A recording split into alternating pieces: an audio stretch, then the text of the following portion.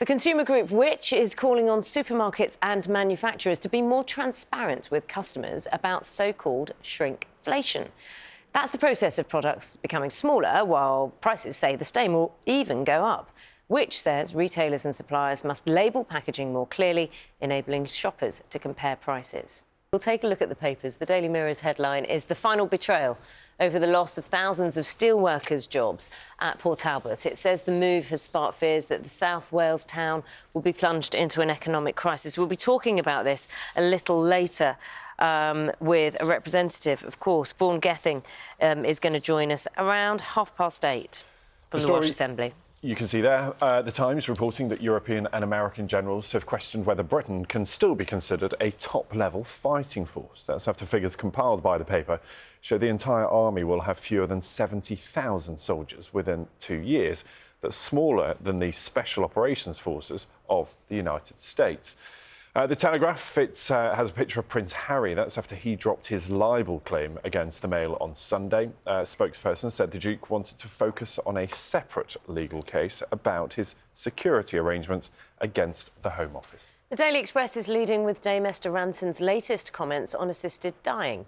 The campaigner, who has stage 4 lung cancer, wants the issue to be debated in the House of Commons.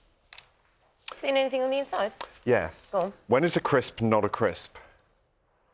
When it's a poppadom, apparently. Oh, well, I was about to say something. something. I'm sorry, I answered for you. OK, that's a good question. Wait for the answer. You could have been here a while. So you'll remember that case about Jaffa cakes. And biscuits, whether that's they what were I was biscuits. going to talk about. Yeah, and it's all to do with whether a snack incurs VAT. Now, if it's food, it doesn't, but if it's a snack item, it does.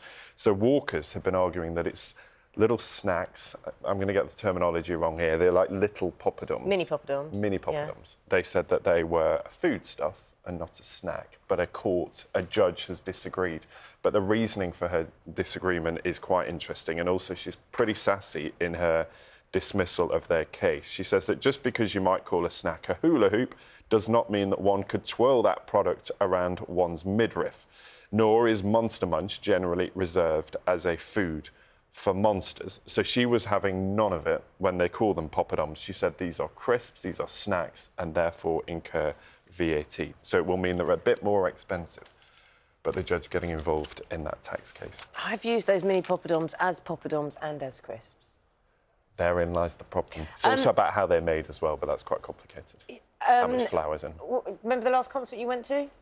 No, it's been so long. It's been a long time. Well, they're so expensive, the tickets these true. days. Do you remember we were talking about Madonna tickets, how expensive they were for fans?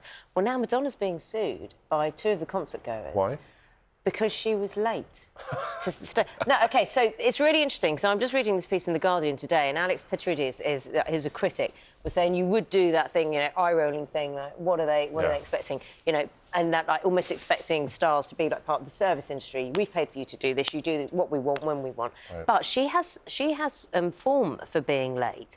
And I think... how late was she? Well, I think she was a couple of hours late. But the thing is, the concert goers are saying it finished way after you would have expected. So they were left stranded and couldn't get home because of transport links and everything. And some places have curfews as well. Exactly, so exactly. So it's an interesting thing. It'll be interesting to see. Yeah, she was 2 hours late. It's interesting to see how this one pans out. But yeah, you know, you expect it to start at 8, and then at 10 o'clock you're still waiting. It's a bit frustrating.